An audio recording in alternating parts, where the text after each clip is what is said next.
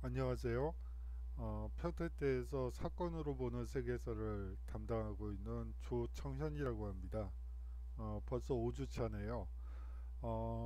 오늘은 저번 시간에 못했던 백년전쟁과 장미전쟁까지 한 다음에 그 다음으로 르네상스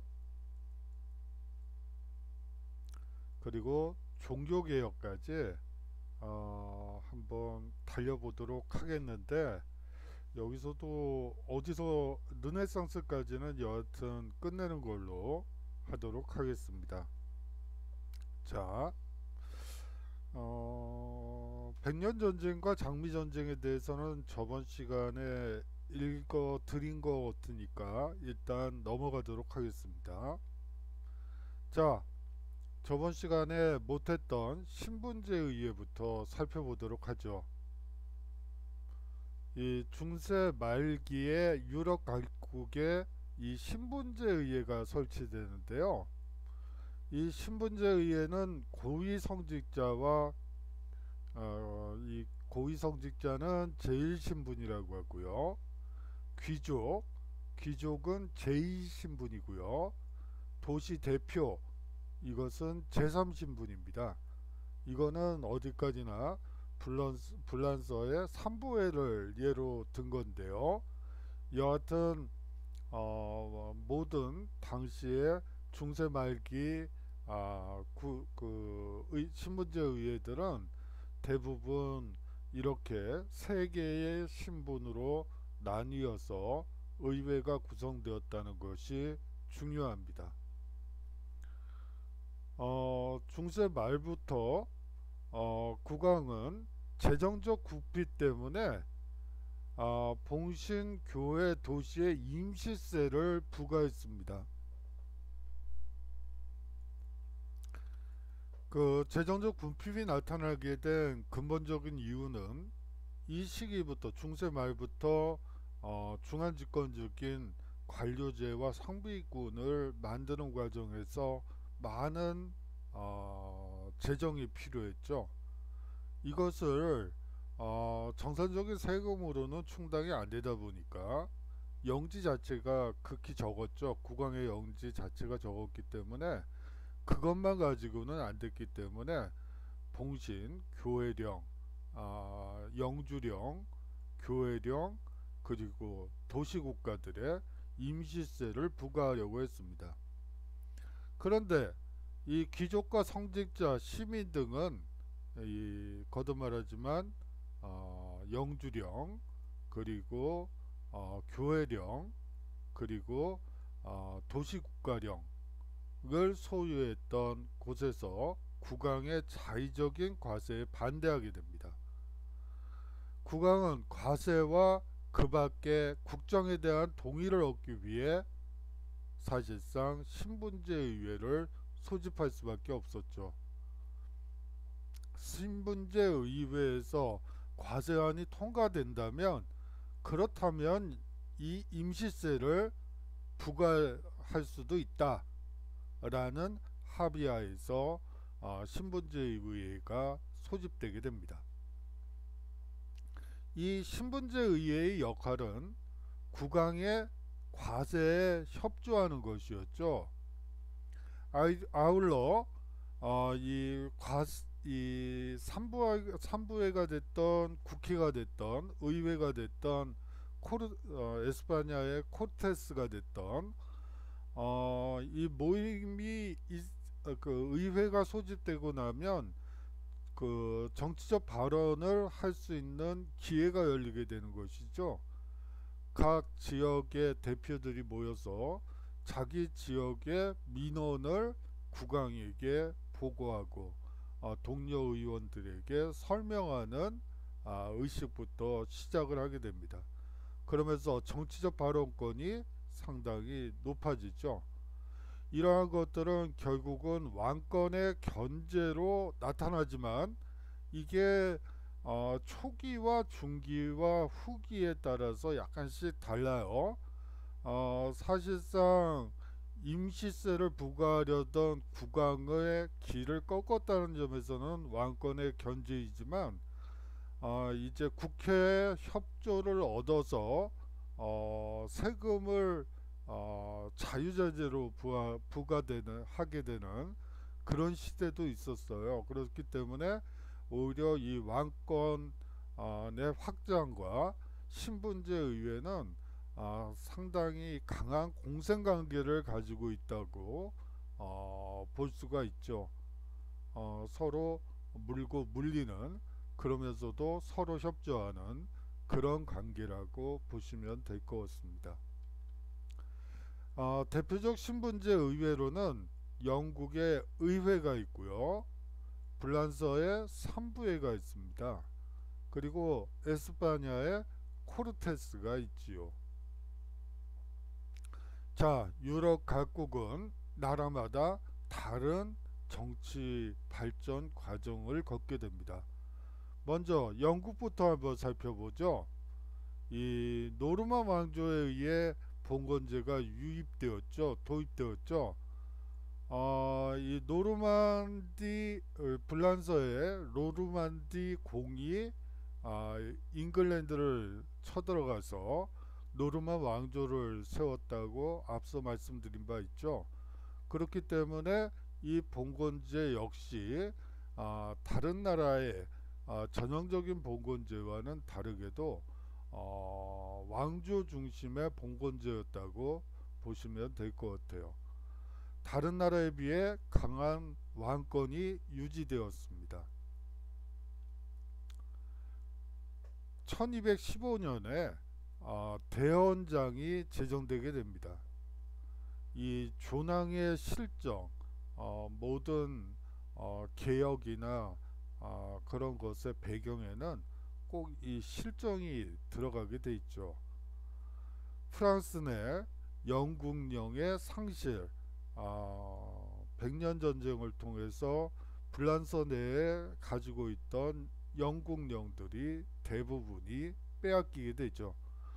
그리고 백년 전쟁과 같은 큰 전쟁이 있었기 때문에 무거운 세금 징수가 한 원인으로 작용하게 됩니다.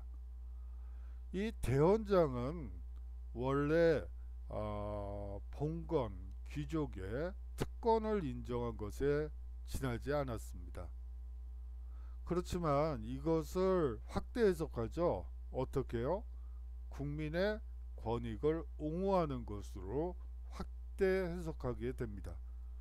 원래는 봉건 귀족의 특권을 인정한 것에 지나지 않았지만 여기서 봉건 귀족을 지우고 국민을 집어넣는 거죠.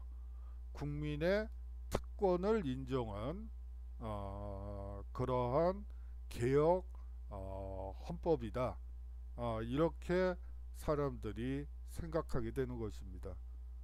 사실상 그렇게 됨으로써 대헌장이 제정됨으로써 영국 이편 정치의 기초를 닦았다는 것이 가장 중요합니다. 뒤에 이제 다음 슬라이드에서 다다음 슬라이드겠네요. 보시게 되겠지만 시몽 드 몽포르라는 분이 있어요. 이 시몽 드 몽포르는 다다음 슬라이드에서 살펴보기로 하고요. 의회가 1265년에 설립되게 됩니다. 영국 의회의 시작이었죠. 그리고 30년 후인 1295년에 모범의회가 소집됩니다. 상하 양원제에 기초한 의회 제도의 기틀을 마련한 사건이었죠. 자, 여기까지가 이제 영국의 얘기가 되겠죠. 어디 갔죠? 여기 있군요. 다음은 불란서를 살펴보도록 하겠습니다. 이 전형적인 봉건제가 성립했습니다. 전형적인 봉건자에서는 왕권이 미약할 수밖에 없었죠.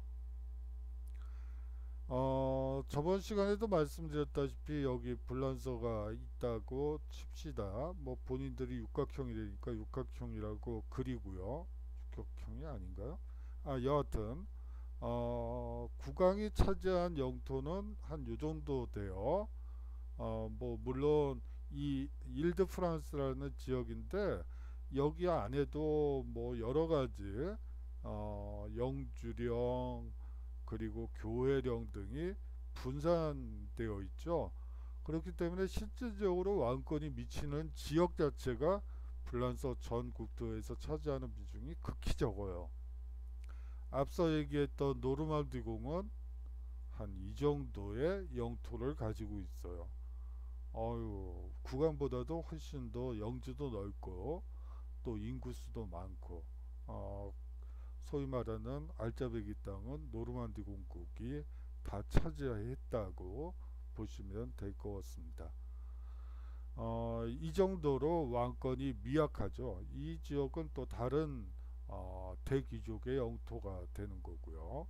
뭐 교회령들은 도처에 무수한 점으로 연결되어 있다고 보시면 되고요. 자, 이렇게 분산되었던 지방분권적이었던 어떻게 보면 주권이 엄청나게 분열되었던 이 불란서가 이제 왕권이 서서히 강화되는 형태로 발전하게 됩니다. 필립 2세는 영국 조남과 싸워 불란서 내의 영국령을 대부분 회복하게 됩니다.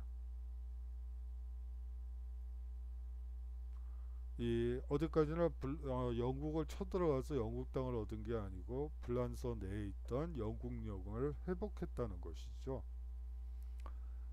필립 4세는 삼부회라는 의회를 소집해서 마침내 교황을 굴복시키고 이것은 아비뇽의 유수, 교황을 아비뇽으로 데리고 와서 볼모처럼 데리고 있는 그런 형태로, 다시 말하면 삼부회라는 것이 얼마나 왕권 강화와 직결되어 있는지를 보여주는 사건이기도 합니다. 여기에 비해서 독일은 정치적 분열이 가속화되었습니다. 신성 로마 제국의 황제는 사실상 여기 있군요. 명목상의 통치자에 불과했죠. 이름뿐인 통치자에 지나지 않았습니다. 봉건 제후의 세력이 막강했고요. 사실상 황제는 이탈리아 경영에만 치중했습니다. 왜 이탈리아 경영에만 치중했을까요? 이탈리아는 동서 교류에서 서쪽 끝이 됐어요. 물론 콘스탄티노플이 있긴 하지만 콘스탄티노플이 오스만에 점령된 이후부터는 이탈리아가 그 동서 무역을 거의 독점하다시피 하게 되죠.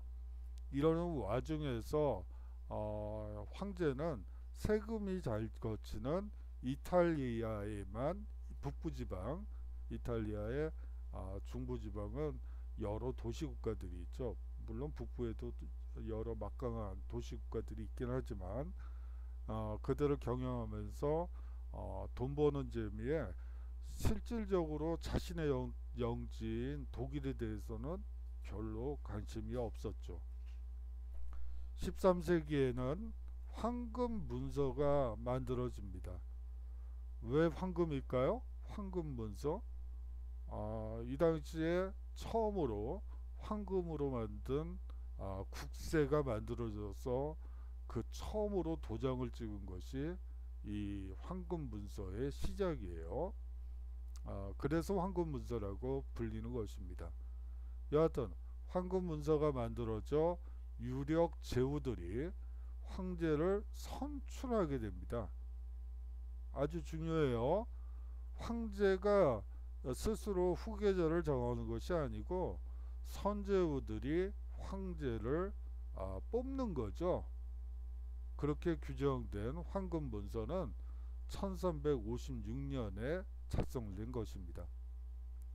이 당시 독일은 300여 개의 영방 국가와 또 그 정도에 해당되는 자치도시로, 다시 말하면 600개가 넘는 소규모 국가들로 나뉘어져 있었던 것이죠. 중앙 집권하니 뭐 왕권 강하니는 꿈도 꾸지 못할 상황이었습니다. 그러면서 뒤처지게 되죠. 마찬가지로 이탈리아 역시 마찬가지였어요. 신성 로마 제국 황제의 간섭이 계속되었죠. 아울러 이탈리아에는 교회령과 수백 개의 도시 국가와 이 나폴리 왕국으로 분열되어 있었습니다. 마키아벨리란 분이 있었죠. 그분은 그 책을 쓴 이유에 대해서 이렇게 얘기를 해요. 통일을 위해서는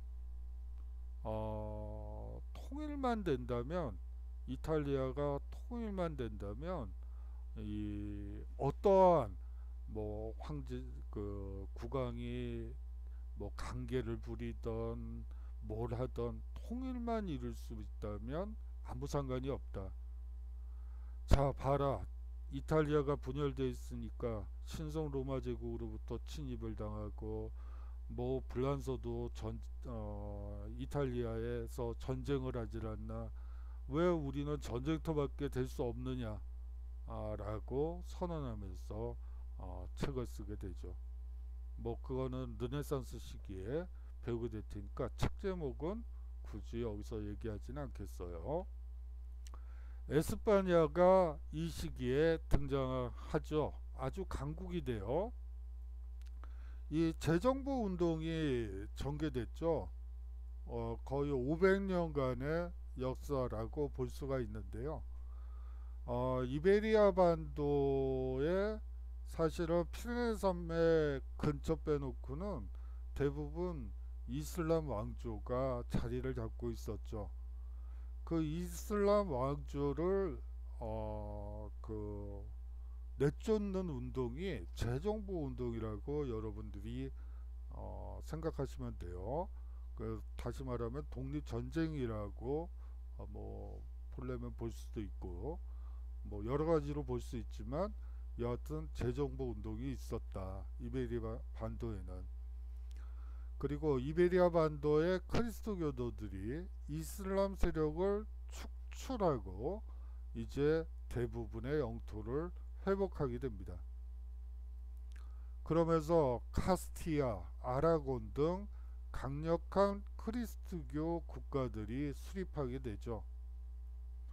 이 에스파냐 왕국의 성립은요, 카스티아와 아라곤이 통합하면서 만들어지게 됩니다.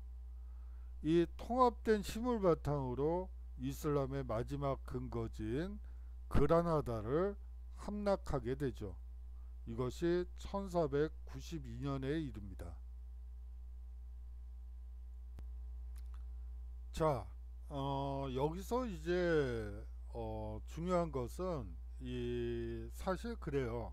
에스파냐가 이 독립을 하고 재정부 운동을 하는 과정을 보면서 특히 에스파냐사를 하는 분들은 한테 물어보면, 동료들한테 물어보면 이슬람이 서유럽에 준 것은, 이베리아 반도에 준 것은 쌀밖에 없다 하고, 쌀밖에 없다 라는 말들을 종종 듣게 되는데요. 그거보다도 사실 더 큰 것을 이슬람 세력은 서유럽인들에게 줬었죠. 여러 과학기술과 아리스토텔레스의 철학, 뭐 기타 등등 학문의 가장 기본적인 요소들을 서유럽 사람들에게 전달하는데, 사실 비잔틴 제국이나 당시에 콘스탄티노플 비잔티움 제국보다도 바로 코 밑에 있었던 그라나다 이 에스파냐 지역에서 많이 에스파냐가 아니군요. 이베리아 반도에서의 이슬람 세력들이 많이 전달이 됐고 또 교류도 많았던 것으로 알려지고 있습니다. 뭐 여하튼 다음은 이제 포르투갈로 넘어가도록 하죠. 이 포르투갈은 12세기에 카스티아에서 독립한 국가입니다. 15세기 후반 중앙집권 국가를 형성하고 이제 인도를 발견하기 위해서 새로운 항로를 개척하게 되지요. 앞서 시몽드 몽포르에 대해서 말씀드린 바 있는데 한번 살펴보도록 하겠습니다. 원래는 프랑스의 명분이었던 이 명문가였던 몽포르가에서 태어났으나 이 외가 쪽의 인연으로 영국의 레스터 백작 집안을 계승하게 됩니다. 1229년에 영국에 건너가 헨리 3세를 섬기게 되죠. 그렇지만 왕의 실정에 대한 귀족들의 불만이 커지자 1262년에 반란 지도자가 되어 루이스 전투에서 왕을 포로로 잡게 되죠. 왕국의 개혁을 꾀하여 스스로 국정을 담당하기도 했습니다. 귀족, 성직자, 시민 대표가 참여하는 의회를 소집하고 이것이 영국 의회의 시작이죠. 하게 됩니다. 하지만 이 시몽드 몽포르는 너무 잠시만요. 얘가 또 어디 갔을까요? 여기 있군요. 너무 이성적이어서 귀족들의 반감을 사고 이 황태자 에드워드에게 패해서 처형을 당하게 됩니다. 이게 1265년의 일입니다. 앞서 황금문서에 대해서도 말씀을 드렸는데요. 한번 어떤 내용인지 좀 더 구체적으로 살펴보도록 하죠. 1356년에 작성된 문서로서 신성 로마 제국 황제인 카를 4세가 반포한 제국법입니다. 황금 국세를 사용하돼서 황금 문서라 불리죠. 이 대제후의 기득권을 인정하고 신성 로마 제국 황제의 선정 방식을 규정함으로써 제국의 정치적 혼란을 수습하고자 했죠. 한번 주요 내용을 살펴보죠. 황제의 선거를 7명의 선제후에 다수결로 정하고 선제후의 지위와 특권 그리고 장자 단독 상속제를 규정하고 있습니다. 황제는 선거로 뽑는데 선거를 할 수 있는 사람은 7명의 선주후가 되죠. 이 7명의 선제후가 가장 중요하다는 것을 여러분들이 느끼실 수 있을 것 같아요. 그리고 나서 이 선제후의 지위와 특권, 장자 상속 이러한 부분들을 규정한 문서입니다. 제국의회의 개최와 여기서도 의회가 신분제 의회가 나타나고요. 국내의 평화 및 질서의 유지에 관한 것을 이제 제국의회에서 결정하도록 합니다. 이는 선제후의 거의 독립적인 지위를 인정하여 독일이 영방국가로 전환하는 의미를 가진 문서가 되죠. 영방국가라고 하면 제국 내 모든 자치도시들, 모든 영주들의 영지들 이러한 것들이 모두 독립적인 국가로서 국가가 되는 그러한 영방 국가로 전환하는 계기가 되는 문서입니다. 자, 백년전쟁과 장미전쟁을 살펴보도록 하겠습니다. 이 백년전쟁은요, 원인은 프랑드르 지방의 경제적 이권입니다. 이 프랑드르 지방은 목양업이 발달한 지역이고요. 그렇기 때문에 면직업이 발달해 있었죠. 그리고 프랑스 내에 영국령 문제가 또한 백년전쟁의 배경이 되겠죠. 이 마지막으로 직접적인 원인은 프랑스 왕위 계승 문제였습니다. 이 백년전쟁은 처음에는 영국군이 우세한 상황에서 전쟁이 치러지다가 이제 잔다르크의 활약으로 프랑스가 승리를 하게 됩니다. 결과적으로 프랑스는 통일된 영토를 확보하게 되고요. 중앙집권 국가로 발전할 수 있는 발판을 마련했다는 것이 중요합니다. 이 장미전쟁은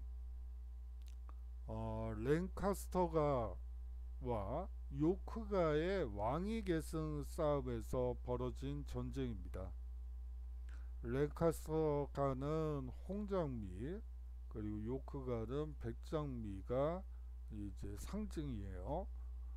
이게 무슨 깡패들 싸움도 아니고 백장미, 홍장미, 이게 뭔지 모르겠죠. 여하튼 이러한 왕위 계승 싸움에서 사실상 투더 왕조가 성립하고, 이 장미전쟁 거의 30년, 사실상 영국 입장에서는 150년 이상이죠. 백년전쟁에 뒤이어서 곧바로 장미전쟁이 이루어지기 때문에 사실상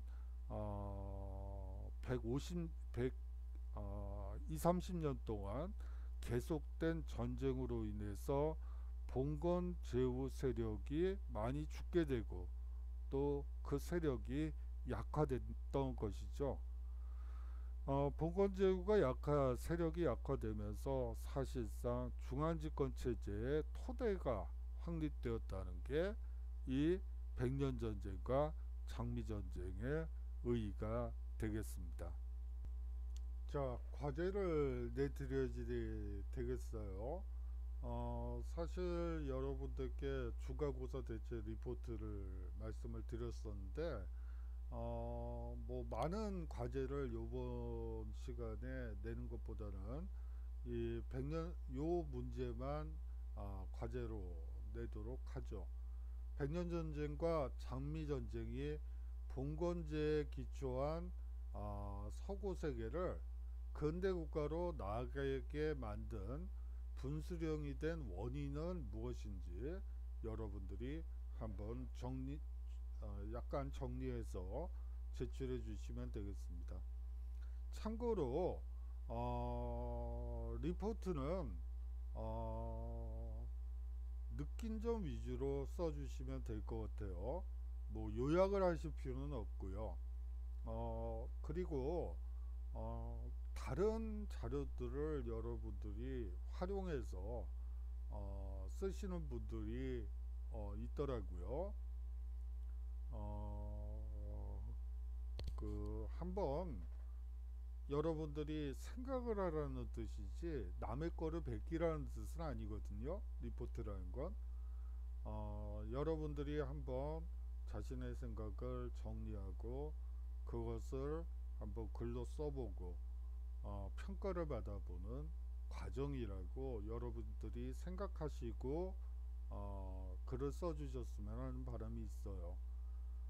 다른 블로그나 논문이나 그런 것들을 베낀다거나 표절을 한다거나, 만약에 이런 건 괜찮아요. 여러분들이 읽다가 다른 블로그나 그런 걸 혹은 논문이나 책을 읽다가 좋은 표현이 있는 경우엔 그냥 그거를 그대로 가져오셔서 이 책을 보고 썼다고 밝혀주시면 되는 거예요.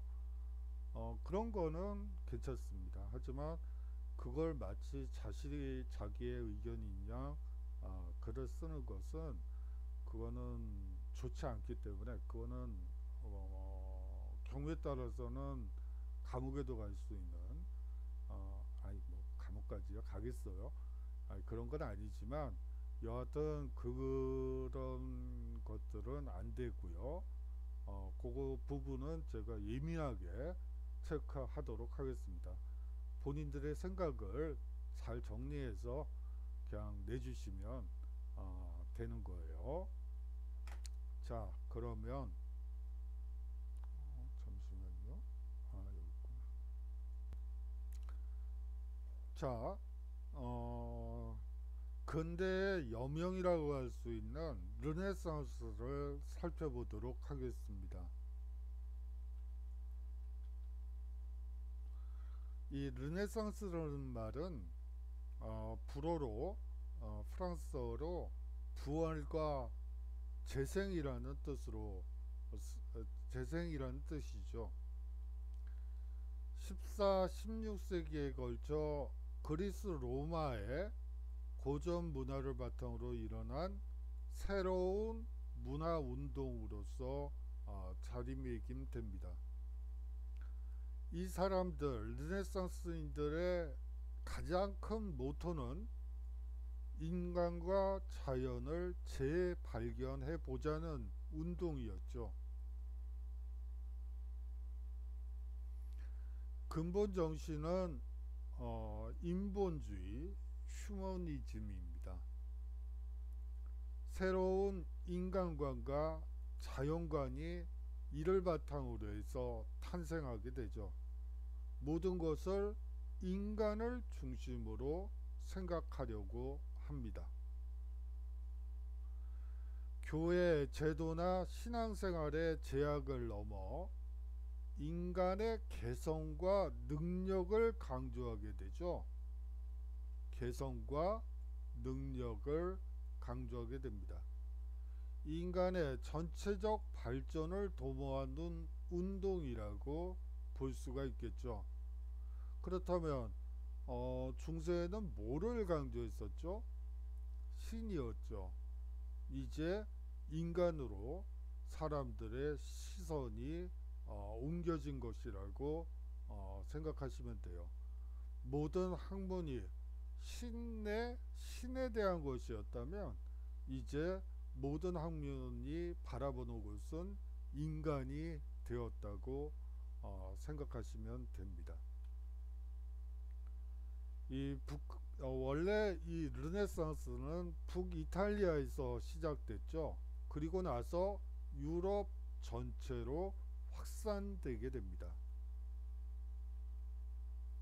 이 르네상스의 역사적 의의는 단순한 고전 문화의 부흥이 아니라 이를 바탕으로 세속적이고 자유로운 근대 문화의 창조를 의미하는 것이죠.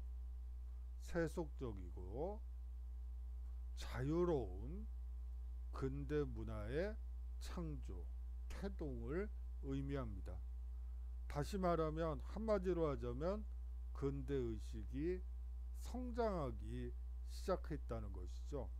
합리적이면서 세속적이고 자유로운 근대의식이 이 르네상스 시기부터 서서히 나타나기 시작했다. 이렇게 이해하시면 됩니다. 먼저 르네상스가 일어났던 곳은 이탈리아였습니다. 이 이탈리아에서 르네상스가 처음 시작된 배경을 먼저 살펴보도록 하죠. 옛 로마 제국의 중심지인 로마가 있죠. 고전 문화의 전통이 강하게 남아 있었습니다. 아울러 비잔틴 제국 멸망 이후 많은 학자들이 이탈리아로 이주했죠. 비잔티움 몰락 이후에 많은 학자들이 이탈리아로 이주하게 됩니다. 그러면서 고전 문화 연구의 중심지로 이 이탈리아의 각 작은 규모의 도시국가들이 그 역할을 수행하게 되죠. 아울러 지중해 무역의 발달로 북부 도시들이 경제적으로 번영하고 있었다는 것이 중요합니다. 이 북부 도시들이 비잔티움 제국 멸망 이후 오스만 투르크와 교역을 하면서 사실상 지중해 무역권을 서쪽으로 가는 지중해 무역권을 독점하게 되는 것이죠. 그렇게 되면서 부유한 상인과 군주들이 문예 활동을 장려하게 됩니다. 여기에 군주에는 교황도 포함이 되지요. 이탈리아 르네상스의 특징은 북유럽 르네상스와의 비교를 위해서 알아두시는 편이 좋은데요. 이탈리아 르네상스의 특징은 문예지향적이라는 특징이 있습니다. 문학과 미술 위주로 발달했죠. 그리고 귀족적인 특징을 가지고 있어요. 도시의 지배자와 대상인 귀족, 교황의 장려와 후원이 있었습니다. 이탈리아 르네상스의 특징 중에 이 미술이 차지하는 비중이 상당히 높은데요. 이것은 사실은 이 미술이라는 거는 어떤 특징을 가지고 있죠?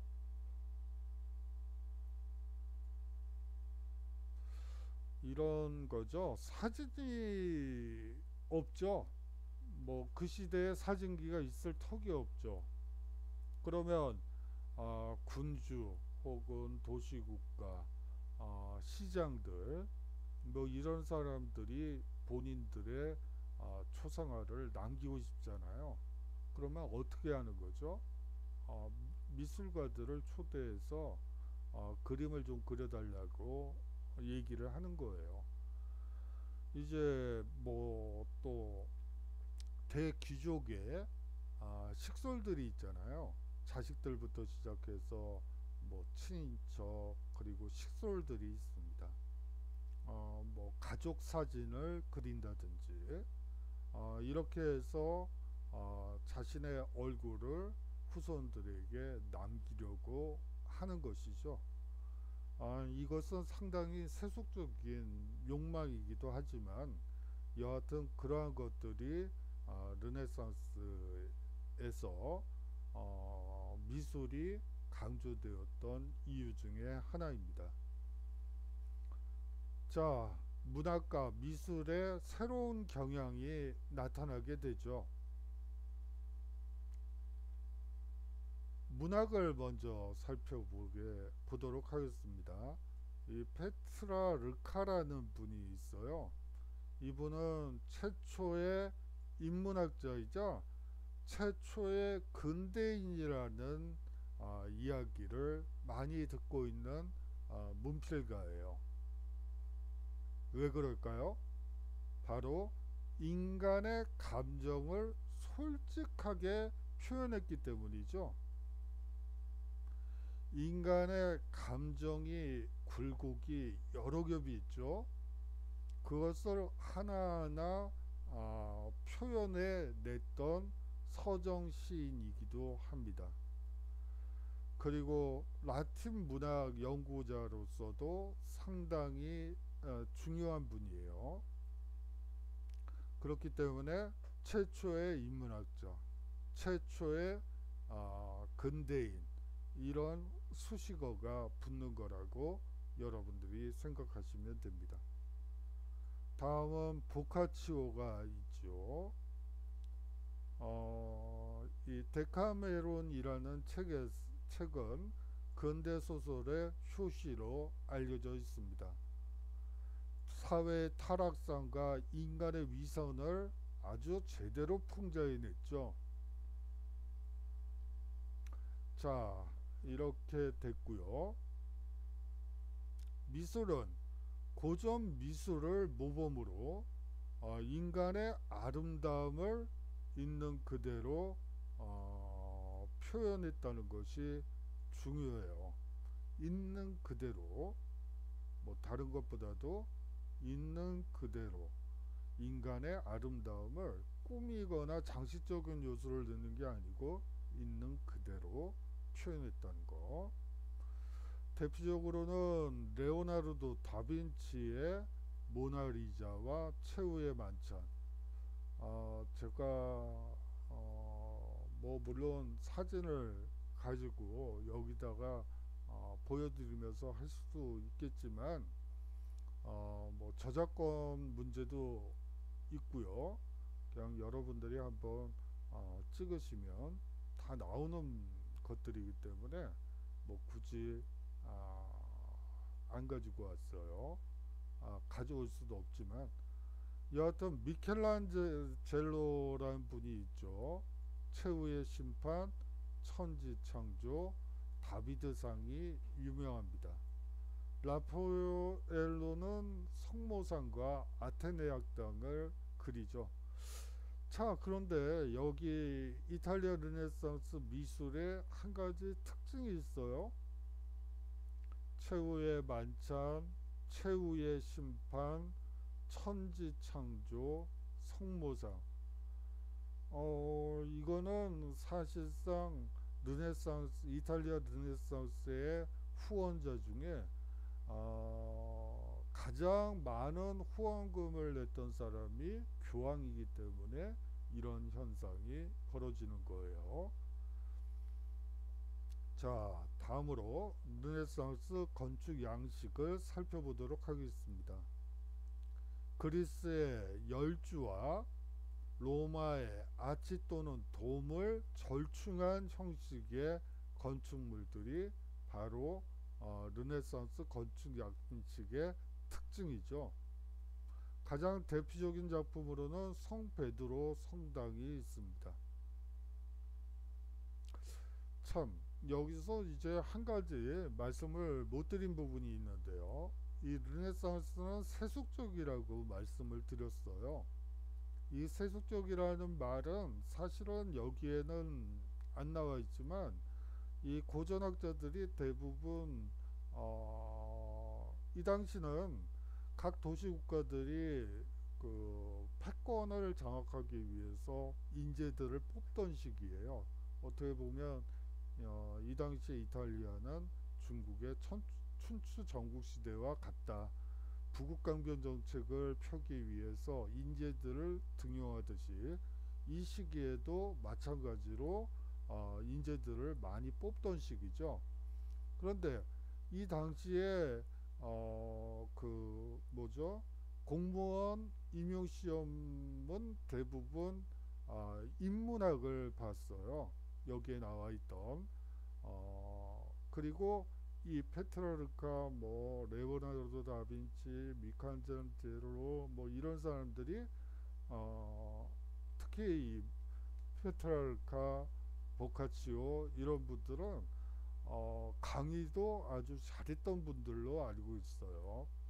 그렇기 때문에 사실상 지금식으로 얘기를 하자면 노량진 학원가의 대표 강사들이다 라고 생각하시면 될 것 같아요.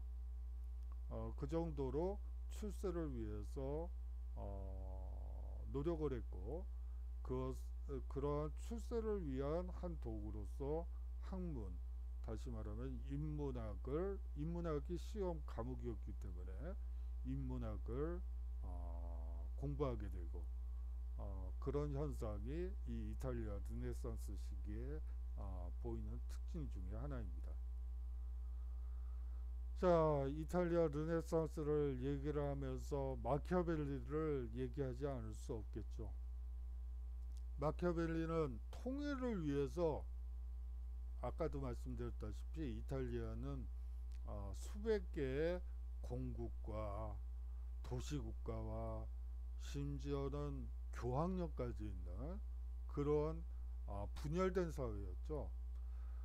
그렇기 때문에 뭐 신성 로마 제국 황제의 지배도 받게 되고 불란서의 친위도 받게 되고 분열이 되다 보니까 그렇게 됐어요. 그러다 보니까 전쟁터가 된 거죠. 이탈리아 자체가. 그러면서 마키아벨리는 이렇게 얘기하죠. 통일만 될 수 있다면 군주는 여우의 교활한 지혜와 사자의 용맹을 경배해도 좋다. 지배자에게 주어진 최고의 의무는 권력과 안전을 유지하는 것인데 그 목적을 달성하기 위해서는 권모술수를 포함한 냉혹한 현실주의 정치 기술이 필요하다라고 외쳤던 겁니다. 마키아벨리의 군주론에 있는 내용이죠. 분열된 이탈리아의 통일을 위해 새로운 군주의 출현을 고대했습니다. 이러한 이탈리아 르네상스도 이제 쇠퇴의 길로 접어들게 됩니다. 신앙로 개최 이후에 무역의 중심이 지중해에서 대서양으로 이동하면서 이탈리아 경제가 무너지기 시작하죠. 다시 말하면 후원자들의 그 부가 점점 줄어들면서 이러한 르네상스 학자들이 또 대거 북유럽으로 이주하게 됩니다.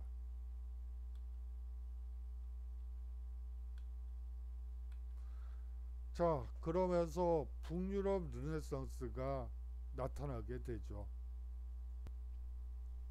이 북유럽 르네상스의 가장 큰 특징은 현실사회 비판입니다. 그리고 아울러서 교회를 비판하는 사회 개혁적 성향이 무척 강해집니다. 대표적인 인문주의자들을 보자면 네덜란드의 에라스무스가 있죠. 우신 예찬에서 교회의 허례허식과 성직자의 타락을 비판했습니다.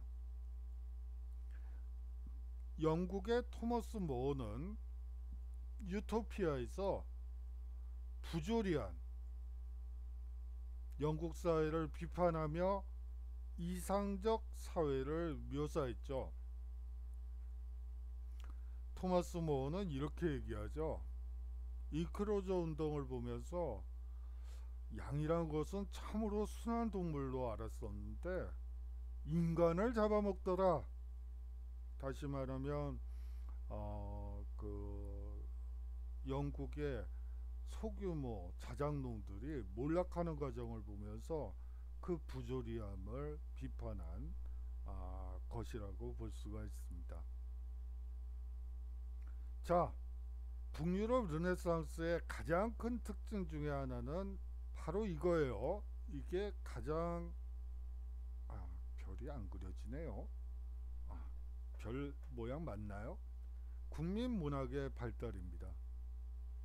이제 라틴어에서 벗어나 모국어로 작품을 쓰는 운동이 도처에서 일어나게 되죠. 에스파냐에서는 세르반테스가 돈키호테를 에스파냐어로 썼죠. 여기에서 몰락하는 기사를 풍자했습니다. 영국에서는 셰익스피어가 등장을 해서 햄릿, 로미오와 줄리엣 등의 많은 희곡을 영어로 쓰게 되죠. 미술 분야에서는 서민과 농민을 묘사한 서민적 성격의 그림들이 많이 나타나게 되는데요. 이게 이탈리아 르네상스와 또 큰 차이이기도 합니다. 이탈리아 르네상스에서는 대귀족들이 자신의 부와 권력을 드러내기 위해서 초상화 위주로 발달을 했다면, 이 북유럽 르네상스에서는 서민과 농민을 묘사한 서민적 성격의 그림들이 많이 나타나게 돼요. 그러면 왜 이런 차이가 나올까요? 더 중요한 건 그거죠. 왜 그런 차이가 나올까요? 서민과 농민의 관심이 많았어요? 물론 관심이 많긴 해요. 사실 이 당시에 특히 네덜란드의 반 에이커 형제라든지 또 독일의 브리홀디 대표적인데, 특히 반 에이커 형제들의 그림은 네덜란드 국왕이 백성들은 요새 어떻게 지내는지 참으로 궁금하구나. 내가 직접 가서 만나볼 수는 없고, 그렇다면 화공들은 가서 그림을 그려 서민들과 농민들이 어떻게 사는지 한번 그림을 통해 나에게 보고하도록 하여라 하면서 이제 서민과 농민을 묘사한 서민적 성격의 그림이 많이 양산된다고 여러분들이 생각하시면 되겠습니다. 이 르네상스 시기 과학기술의 발달에 대해서 한번 살펴보도록 하죠. 자연을 아주 정밀하게 관찰했습니다. 근대 과학 기술 발달에 기반이 되게 되는 여러 발견들이 있었죠. 이 르네상스 과학기술의 발달에 있어서 중요한 요소는 중국에서 전래된 과학기술이 유럽 사회에 정착하면서 유럽화되면서 상당히 많은 발전을 이루었다는 게 특징이죠. 화약이 서유럽에 이제 들어오게 됩니다. 이 화약의 도입은 사실상 전술의 변화를 의미하죠. 이제 포를 쏘기 시작하면서 기마병이니 혹은 농성전이니 이런 것들이 다 무의미해져 가게 됩니다.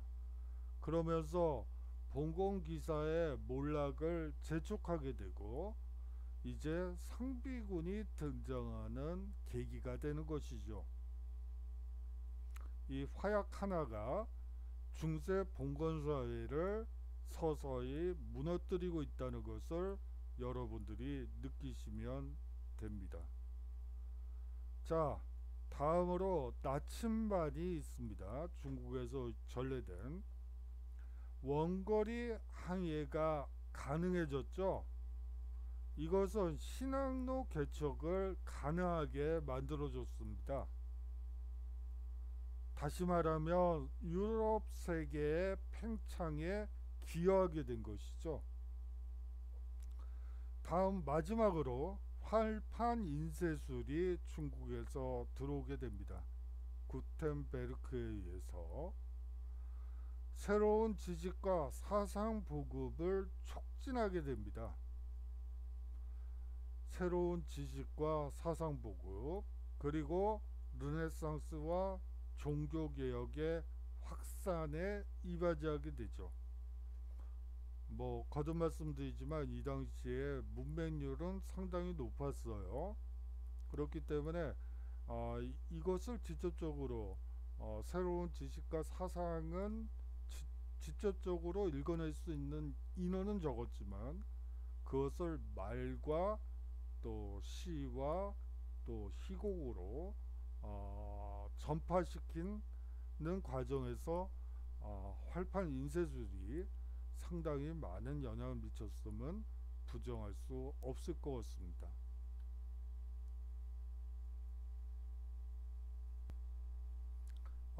수고 많으셨고요.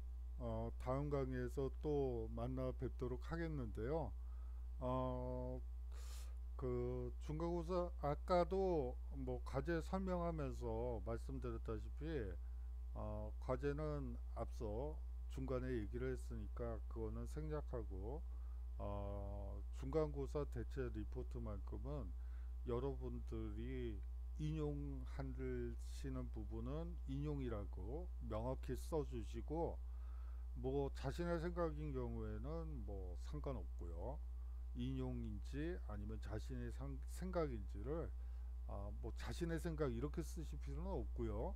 여하튼 인용된 부분은 어느 책의 어느 페이지에서 어, 보고한다 혹은 어느 블로그에 어디에서 어, 어, 참고했다 요거는 명확히 해주셨으면 합니다. 자, 환절기네요. 바람도 많이 불고요. 건강 유의하시고 건강한 모습으로 뵙기를 바랍니다. 그러면 안녕히 계시고요. 다음 강의에서 또 인사드리도록 하겠습니다.